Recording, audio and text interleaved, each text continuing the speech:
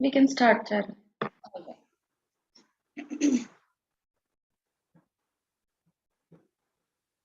Om Saraswati Namastubhyam Varade Kamarupini Vidyarambham Karishyami Siddhir Bhavatu Me Sada.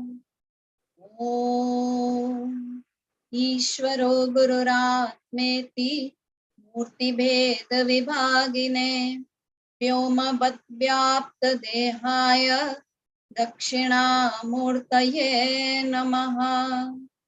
Sadashiv Samarambham Shankaracharya Madhyamam Asmadacharya Paryantam Vande Guru Paramparam. Om Shanti Shanti Shanti. Hari Om Shri Gurubhyo Namaha. Hari Om. Let's take a sankalp.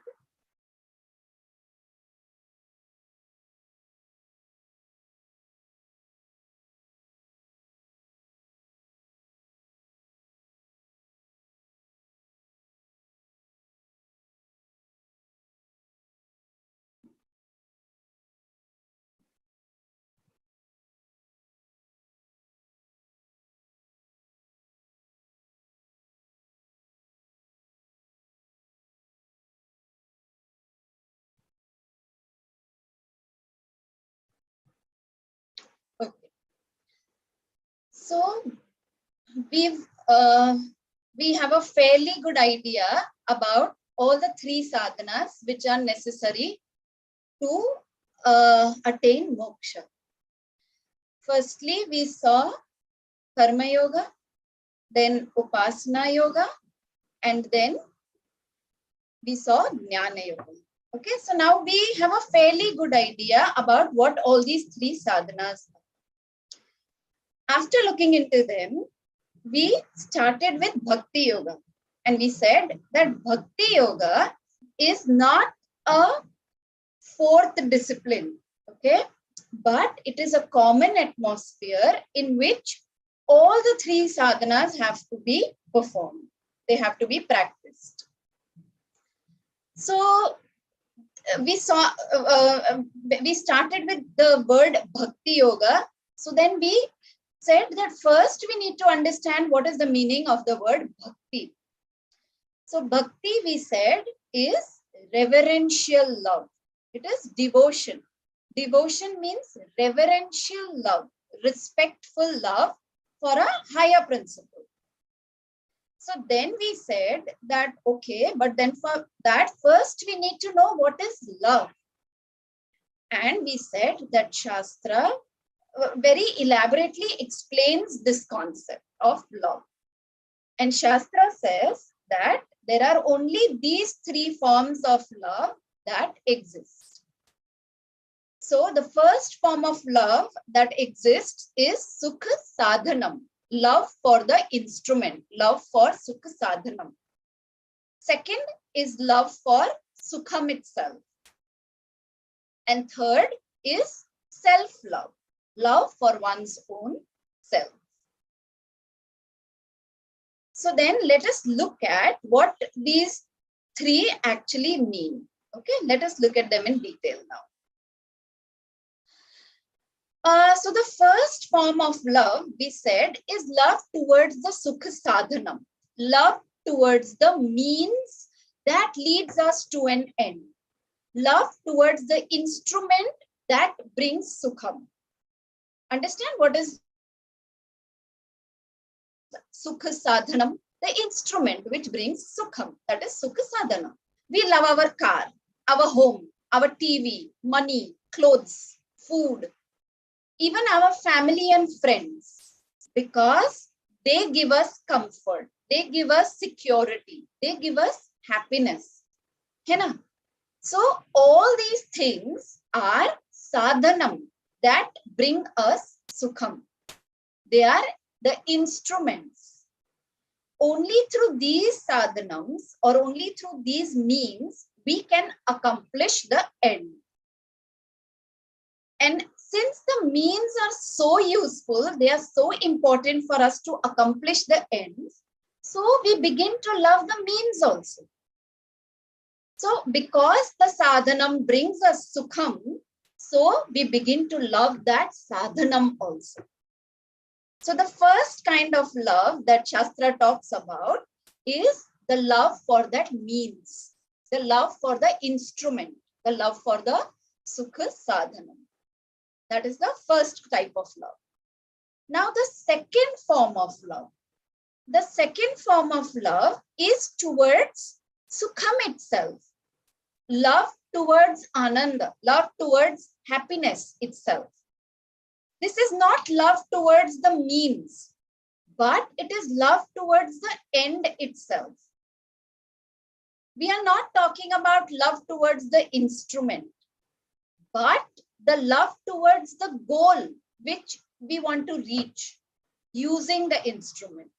So love towards the goal itself. So here we are not talking about the sadhanam, but the sadhyam itself. And what is the sadhyam? What is the goal? The goal is sukham. The goal is happiness. So the second form of love is love for sukham, love for happiness. First was love for Sukha Sadhanam, the instrument that leads to happiness. And the second form of love is love for Sukham. Now the third form of love is the love for oneself. Everyone loves himself or herself, right? Even if however much we criticize ourselves or even hurt ourselves sometimes, still everyone loves oneself. Therefore, we can see that in general, love has only these three categories. Means love or love for Sukha Sadhanam, love for the means. Then love for Sukham, love for the end. And finally, self-love. Are these three categories clear? We'll talk about them in more detail. But these are the only three forms of love that are there, that exist. Love for the Sukha Sadhanam, love for the Sukham, and love for the self. Now the scriptures say that these three forms of love, they are not equal in intensity. They have gradation in the intensity. So let us look at which is the most intense form of love. Out of the three forms of love, the love for the means, okay, that is the least in its intensity. It is the weakest. So the love for the Sukha Sadhanam, it is the weakest.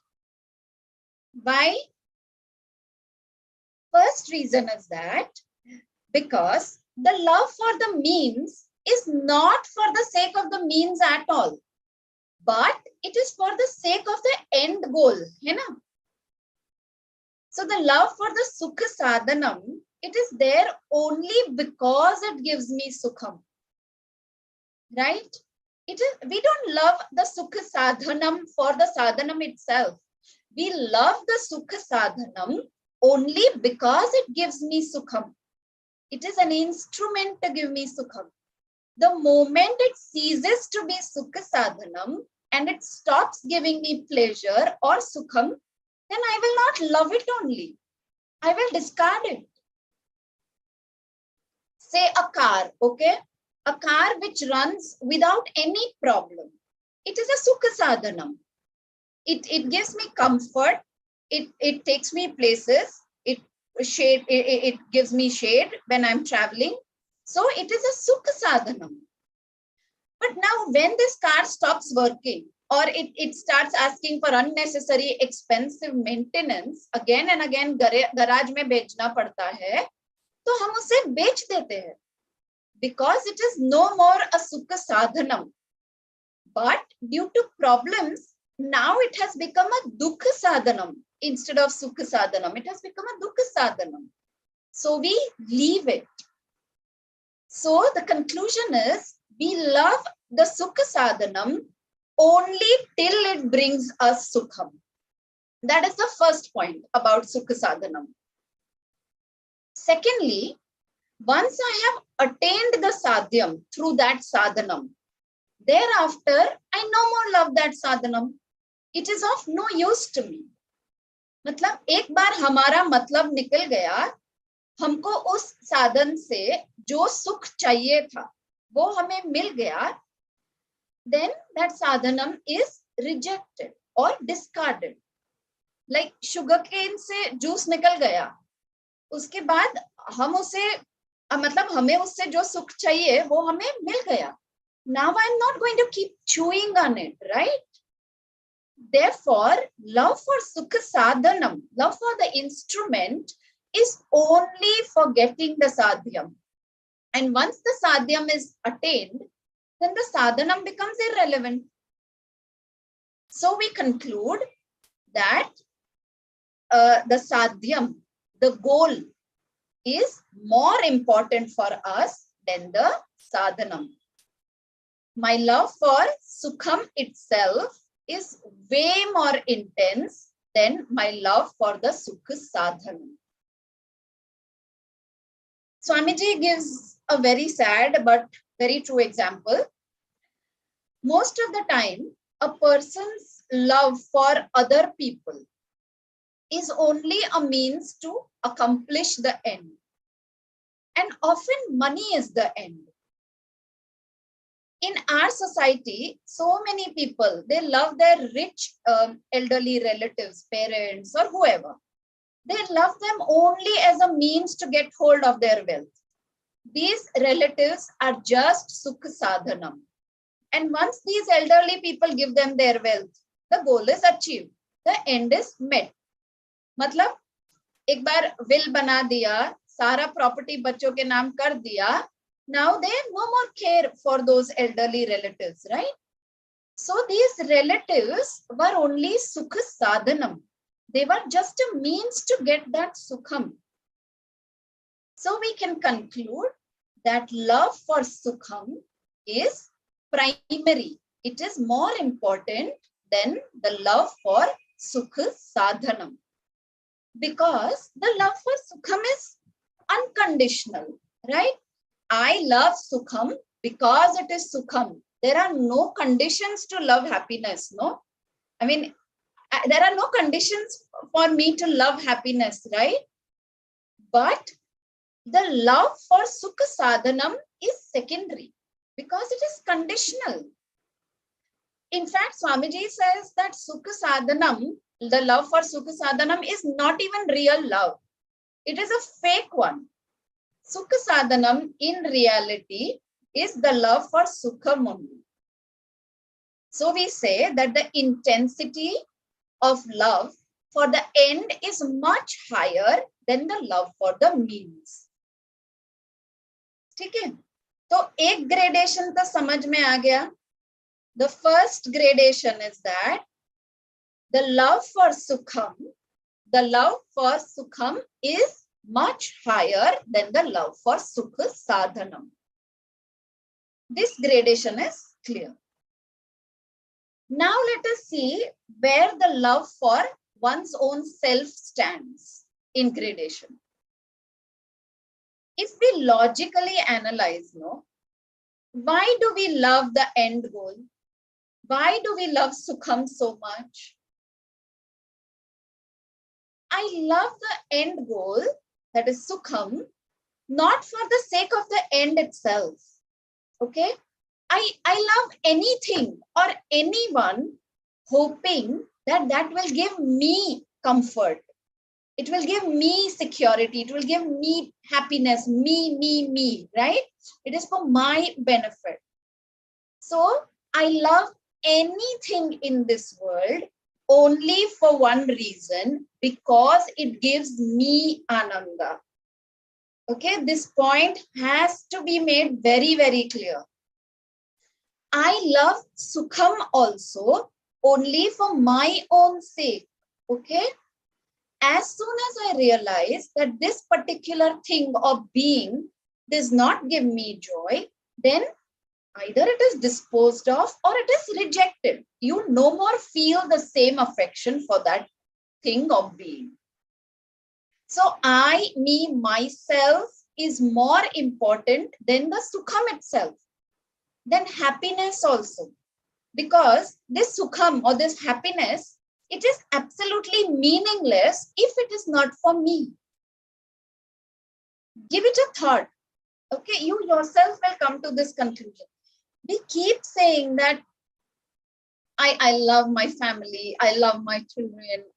हम कितना करते हैं बच्चों के लिए, पर हम उनके लिए इतना करते हैं क्योंकि हमें उससे खुशी मिलती है. It is for the sake of one's own self.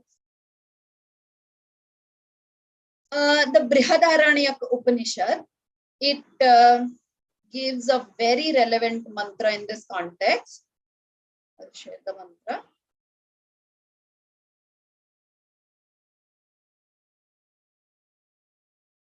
Right.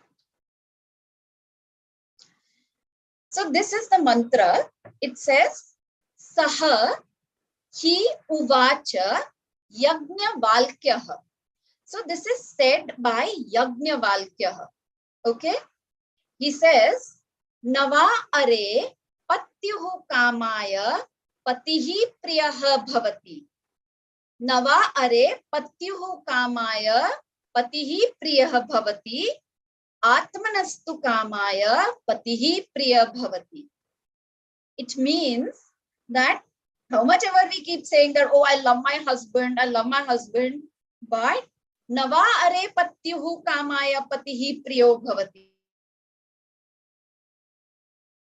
Means not for the sake of the husband is the husband loved. The husband is never loved for the sake of the husband, but he is loved only for the sake of the self. Similarly, it further says, Nava are jayayai kamaya jaya priya bhavati. Atmanastu kamaya jaya priya bhavati. Means even the wife is not loved for the sake of the wife, but the wife is also loved for the sake of the self only.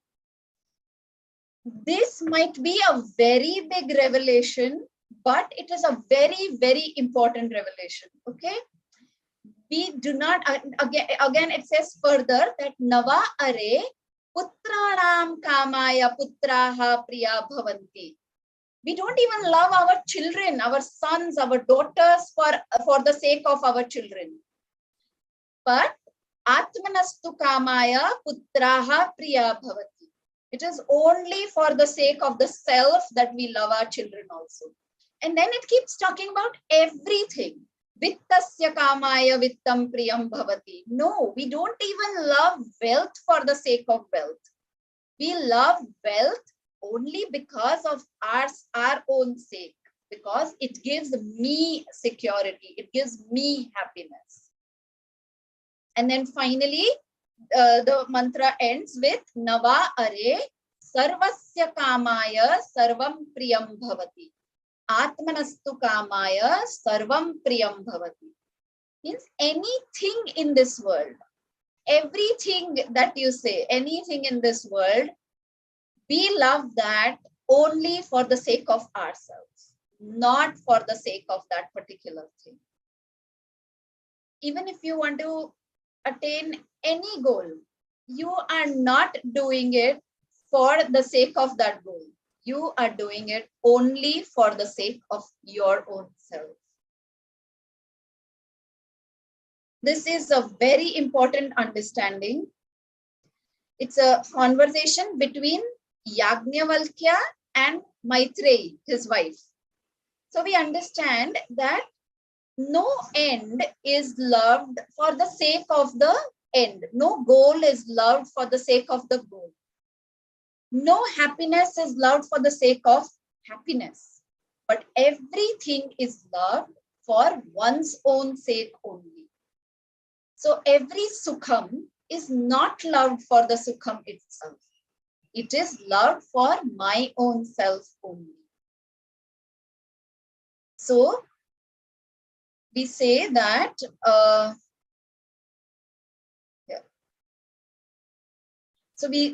this is the gradation.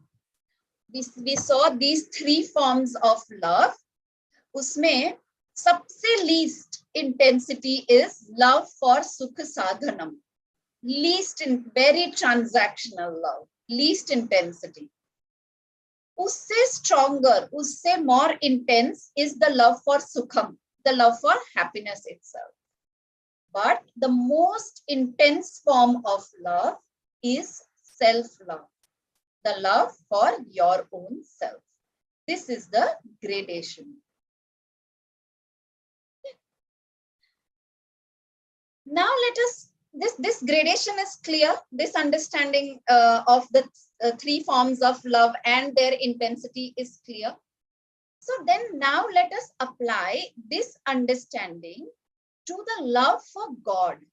Okay, let us examine that what will be the intensity of our love for God. And the scriptures point out that the intensity of your love for God, it actually depends on how you look upon God. Because different people look at God in different ways. So the way you look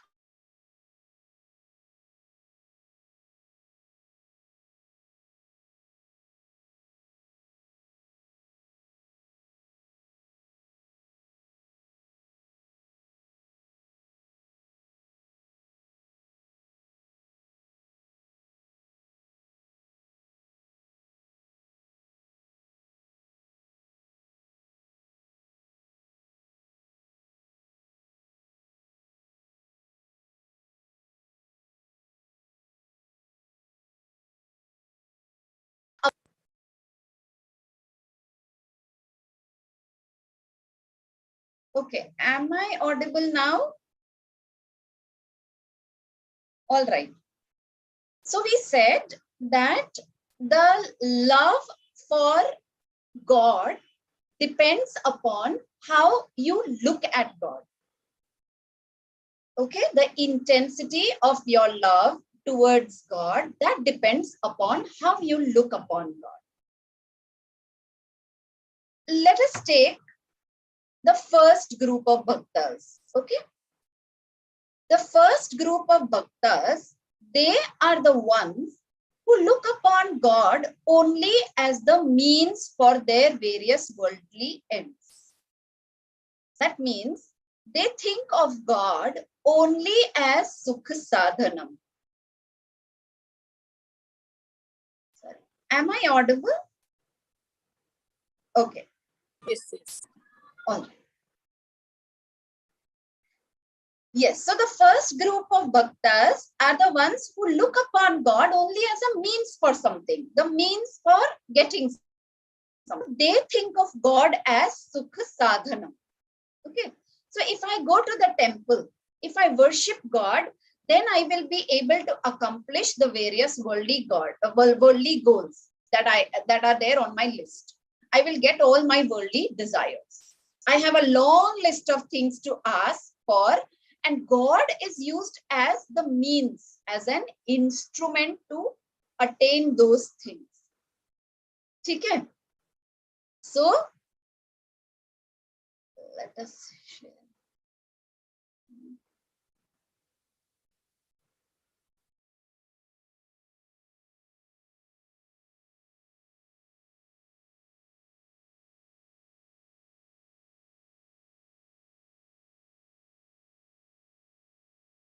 Okay. Is my screen visible? There is, I think, something wrong on my end.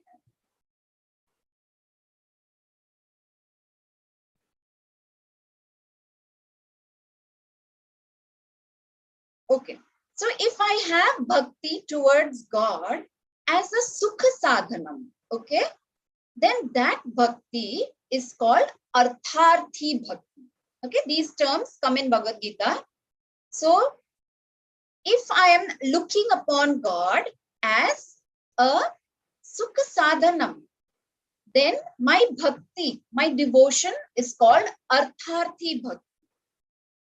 Now, sometime what may happen that I may use God as an instrument not to gain something, but to remove my sufferings, to remove my pains, right? So I am here, instead of using God as a Sukha Sadhanam, I am using God as a Dukkha Nivrutti Sadhanam. And this kind of bhakti or love for God is called Artha Bhakti. Okay?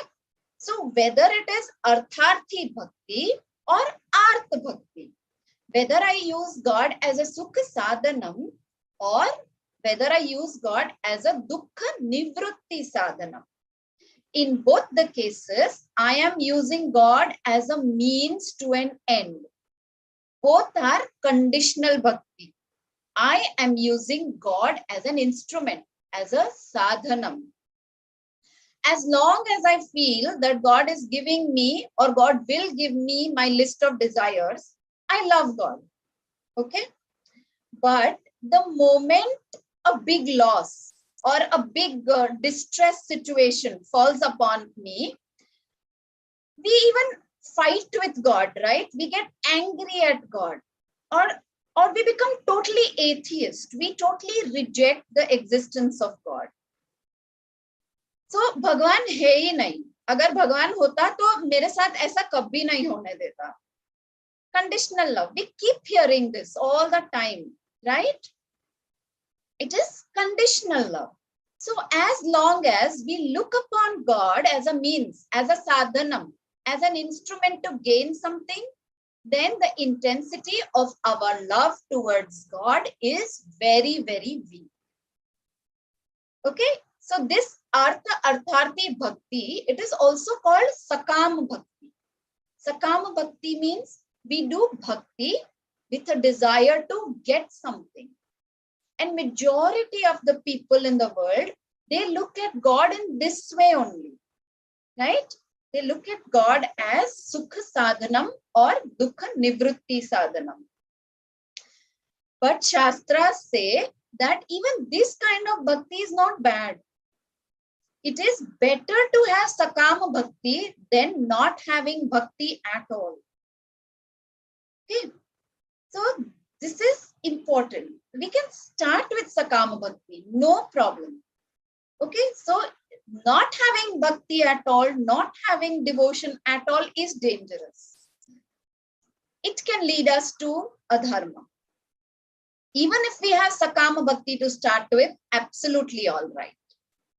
Okay, now this was the first set of people. Now then there is a next set of people, okay, which are very rare. They don't look upon God as a means, okay, for various ends. They are more mature and their understanding of God is clearer. So they choose God himself as the end. They don't look upon God as the means. For them, God is not Sukha Sadhanam, but for them, God is Sukham itself. So this is the second group of Bhaktas. They look upon God, they look upon Eshwara as the goal of their life. Their goal is to attain this jagad odhishthana Eshwara or Brahman. In other words, their goal is moksha. Moksha is their goal of life. They are mumukshus. Because they know that Eshwara alone represents security, peace, happiness, permanence, limitlessness, what they have been seeking. Eshwara alone is that Satchit Ananda. And hence, Eshwara alone is their ultimate goal. So they look upon God as Sukham, as the Sadhyam. They want to attain God. Okay, they want to attain this Brahman. So such a love for God or such a devotion for God is called Jignyasu Bhakti. Jignyasu Bhakti. Okay. And naturally, here my love for God is much more intense than the previous one, right? This bhakti is not conditional bhakti. It is not, I'm not looking at God as an instrument, but God itself is my goal. So it is the second level. It is much more intense than the previous one. I don't desire to get anything in return. It is done only to attain Eshwara or Moksha. So, and even though one has a desire to attain God or Moksha, there is a desire here also. But still such a bhakti is called Nishkaama Bhakti. Because the desire is not for anything, any worldly thing. It is a desire for moksha, the highest desire. So even though this desire is there, it is still called Nishkaama Bhakti or Mumukshu Bhakti. Okay? The first one, in the first category, the Bhaktas would look at God as Sukha Saadhanam. Artharthi Bhaktas. They look at God as Sukha Sadhanam or Dukkha Nivrutti Sadhanam. That is Sakama Bhakti. Here we look at God as the goal itself. God as Sukham. So it is Mumukshu Bhakti, also called Nishkama Bhakti. Jignyasu Bhakti. Okay, Jignyasu Bhakti is the word that comes in Bhagavad Gita. And finally, there is this third set of people.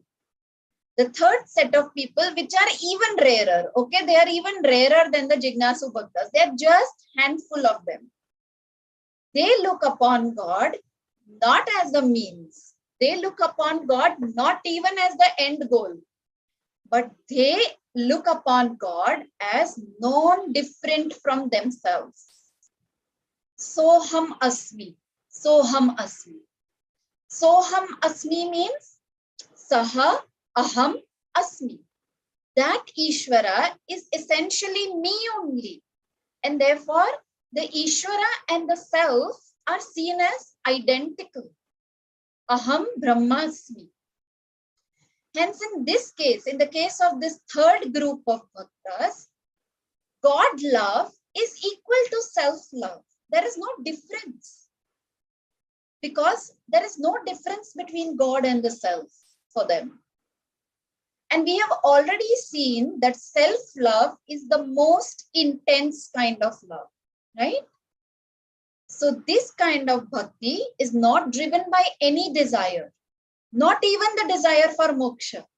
It is purely out of the knowledge of oneness with God. I am one with God. How can I not love God? It has to be the most intense form of bhakti, right? It is God love is same as self-love in the case of these bhaktas. They are called Jnani Bhaktas. And this bhakti is called Advaita Bhakti or Jnani Bhakti.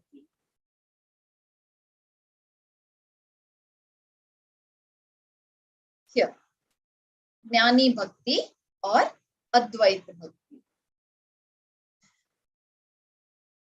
Krishna mentions these four kind of bhaktas in Bhagavad Gita. He mentions these four stages of devotion in the Gita.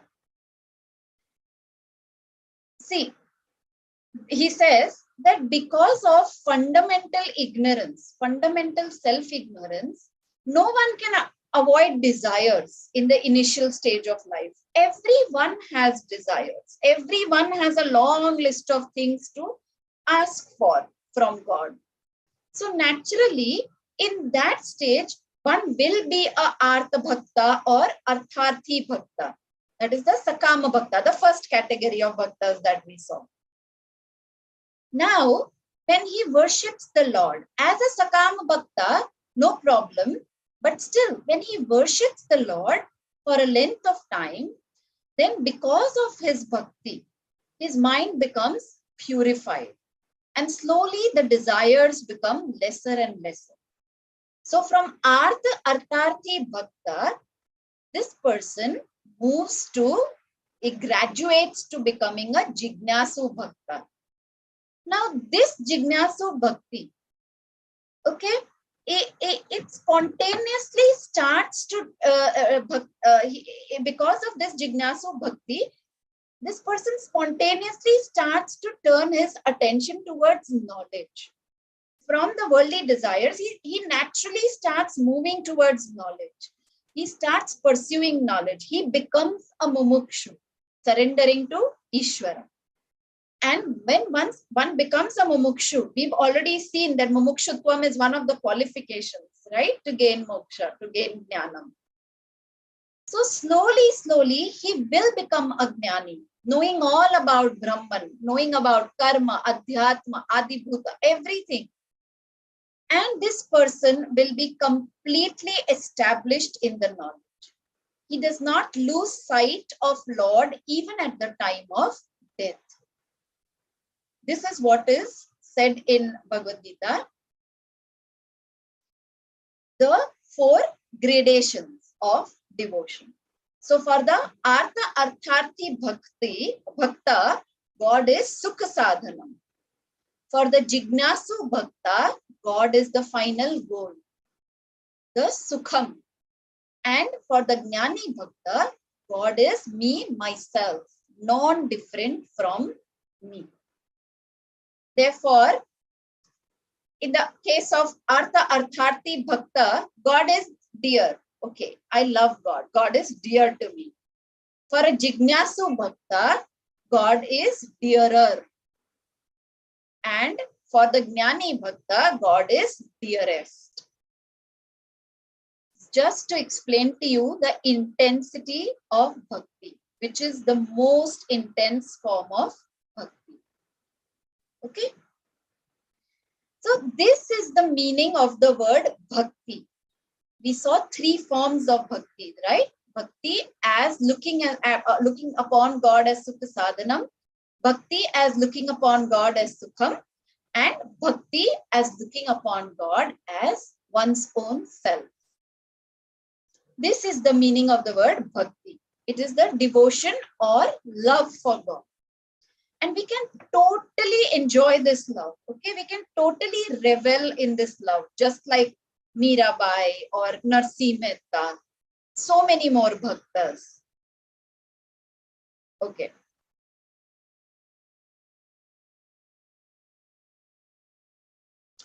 So what about people who say they are atheist but practice the highest form of Dharma?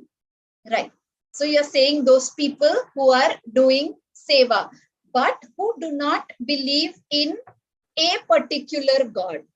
So probably, Shivani, those people, they do not have this understanding of God, which is very clearly given by the Shastras, which we saw. But knowingly or unknowingly, they follow Vishwarupa Eshwara. They do that seva. Okay? Maybe it gives them this feel-good factor by doing the seva. See, we don't know. It differs from individual to individual. What is their purpose? Maybe there are a lot of people who want that name and fame. You know, they are doing so much charity. They want to do it as a form of showing off. For some people, it might be a way of gaining punyam. Their belief might be of gaining that adrishta punyam. Whether to get good phalam here or hereafter, Swarga Loka, Vaikuntha, whatever. For some people, none of this, but just that feel-good factor. Now that again is self, right? Mujhe usse khushi mil rahi hai, isliye main wo kar raha hu. Correct? And if none of this, then they might be looking at whoever they are doing. High self-respect, right? So for whoever they are doing it, for whatever purpose, they could be looking at everyone as Vishwarupa Eshwara and doing that. ठीक है, अभी भक्ति समझ में आ गया. That is clear. So now that we understand what is bhakti, so understanding bhakti yoga, that will become easier. What is the difference between bhakti and bhakti yoga? So when we say, when we use bhakti as a course of discipline to accomplish the ultimate goal of liberation, to attain moksha, that is bhakti yoga. Okay.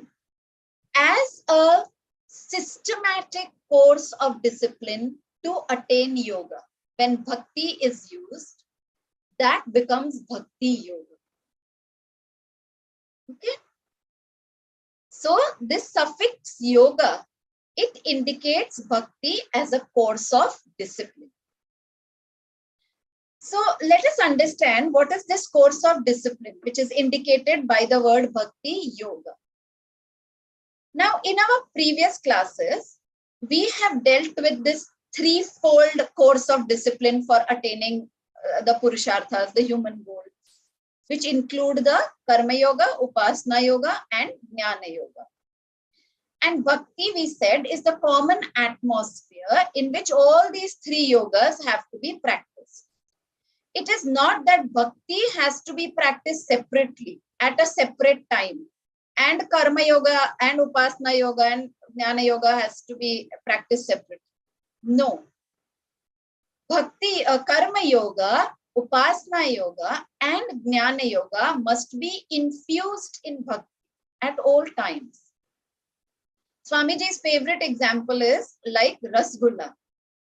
All these three disciplines, Karma Yoga and Upasana Yoga and Jnana Yoga, they should be soaked in Bhakti. While practicing all these three yogas, we should be completely and totally in love with Eshwara. Only then these sadhanas will work. Let us quickly look at all these three disciplines one by one. Then we'll understand it clearly. पहले कर्म योगा था. So कर्म योगा क्या था? Doing Nishkaam Sattvic karma with the attitude of dedicating all actions to Eshwara and accepting all the consequences of all my actions without resistance, just as prasadam from Eshwara. So Eshwara Arpana Bhavna and Eshwara Prasad Bhavna. So how can we have this bhavna, this attitude, without having bhakti towards Eshwara? Right? Immense love for Eshwara is necessary for this bhavna to come. Hai na? Therefore, a karma yogi should necessarily have bhakti at all times, because every action is dedicated to Eshwara. Yadyat karma karomi tattadakhilam shambho tavaradhanam. Shivmanas Puja. So whatever actions I am doing, they are nothing but an offering to you, O Eshwara. Or if you are a Vishnu Bhakt, then Kayena vacha manasendriyerva buddhyatmana va prakrite swabhava. All the action, whatever actions I'm doing with my body, my speech, my mind, all of them I'm offering to you, O Narayan. So without having bhakti, there is no offering and there is no acceptance of prasadam. So no arpanam, no prasadam without having bhakti. So we definitely need bhakti to be a karma yogi, especially Vishwarupa Eshwara Bhakti. If we do not see Eshwara in all beings, if we do not have that immense reverential love for Eshwara in all beings and all things, then how can we dilute our raga dvesha? How can we gain chitta shuddhi? So this kind of bhakti is called karma yoga rupa bhakti. So far we have seen artha artharthi bhakti, Jignyasu Bhakti, Jnani Bhakti. Okay, now this is the next the next angle in which we are examining Bhakti Yoga. So, Karma Yoga Rupa Bhakti. Understood? कि जब तक वो ईश्वर के लिए भक्ति नहीं आएगी, तब तक it will not be possible only to do Karma Yoga, because Karma Yoga is Ishvara Arpana Bhavna. Without having bhakti for Ishvara, how can Ishvara Arpana Bhavna only come in the first place? So Karma Yoga needs to be soaked in bhakti. Then in Upasana Yoga. Upasana Yoga में क्या करना है? We need to meditate upon the Ishvara in order to develop mental discipline, in order to develop chitta ekagrata. Now, how can we meditate upon God without having bhakti? Manasa puja, manasa parayana, manasa japa, they are all a part of Upasana Yoga, and they cannot be done without bhakti. You know, without immense love for Ishvara. So here in Upasana Yoga, we need to have Ekarup Ishvara Bhakti. Correct? Because we are doing Upasana on our Ishta Devata. So Ekarup Ishvara Bhakti. Therefore, Upasana Yoga also must take place in the atmosphere of Bhakti. And this kind of Bhakti is called Upasana Yoga Rupa Bhakti. And finally, Jnana Yoga. So we saw Karma Yoga, Upasana Yoga, dono mein bhakti is necessary. In Karma Yoga, we can have Vishwarupa Bhakti, Vishwarupa Ishvara Bhakti. And in Upasana Yoga, we can have Ekarupa Ishvara Bhakti. Finally, Jnana Yoga also involves bhakti. In Jnana Yoga, what are we doing? We are inquiring into our own real nature and also inquiring into the real nature of God. And we are understanding the oneness between Ishvara and ourselves. That is what is happening in Jnana Yoga. So Jnana Yoga, basically self-realization or self-discovery, in reality is nothing but God realization or God discovery. Therefore, Jnana Yoga also involves bhakti, and that bhakti is called Jnana Yoga Rupa Bhakti. We can also call it Arupa Bhakti. There is no Nirguna Bhakti. So at no time a spiritual seeker is away from bhakti. So Bhakti Yoga means a course of discipline to attain moksha through Karma Yoga, Upasana Yoga and Jnana Yoga, all three done with immense bhakti, immense devotion towards Eshwara. It could be whatever stage of understanding of Eshwara you are in, but that love, that reverence for Eshwara should be there. So all these three yogas put together, soaked in bhakti, that is called Bhakti Yoga. Okay. So today we saw 6 forms of bhakti. Artharthi Bhakti, where we are looking at God as Sukha Saadhanam. Then Jignyasu Bhakti, where we are looking at God as Sukham itself. Then we saw Advaita Bhakti or Jnani Bhakti, where we are looking at God as our own self. These are the first 3 forms of bhakti. Then we saw Karma Yoga Rupa Bhakti, then Upasana Yoga Rupa Bhakti, and Jnana Yoga Rupa Bhakti. So we saw these 6 types of bhakti today. In the next class, we'll understand, we'll look at bhakti in the form of, based on the understanding of God.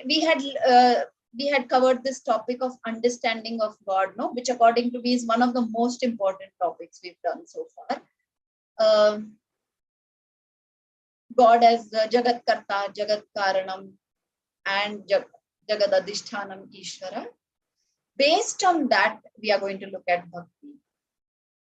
And we'll conclude the topic of bhakti in the next class. And we will start with the most fundamental question of who am I? Shastra calls it Jiva Vichara or Vyashti Vichara, Jiva or inquiry into the microcosm, Jiva Vichara. So we'll start with that topic. Interesting that is. Any questions?